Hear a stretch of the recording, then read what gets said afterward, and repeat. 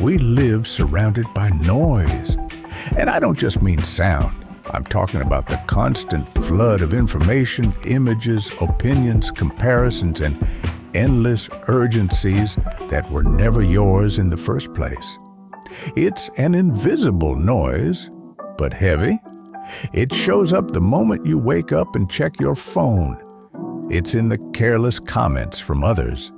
It's in the expectations you never asked for, but people throw at you anyway.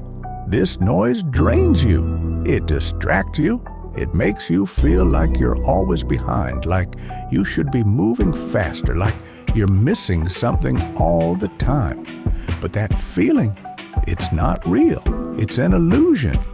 A trick built by a world that doesn't know how to be still.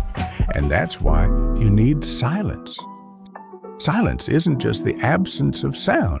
Silence is a space where you can finally hear yourself. A space where you realize what you actually feel, without someone telling you how you're supposed to feel.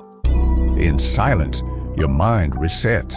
It's where the important ideas reveal themselves, where hidden emotions surface, where decisions you've been avoiding finally demand to be faced. Without silence, there is no clarity. And without clarity, you're walking blind.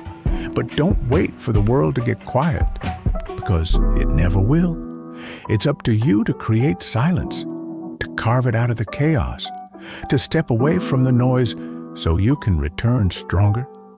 That might mean walking alone, writing your thoughts down, meditating, closing your eyes and breathing deeply, turning off your phone, setting boundaries, saying no.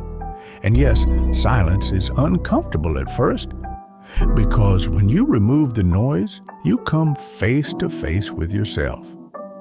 And sometimes that's the scariest thing of all.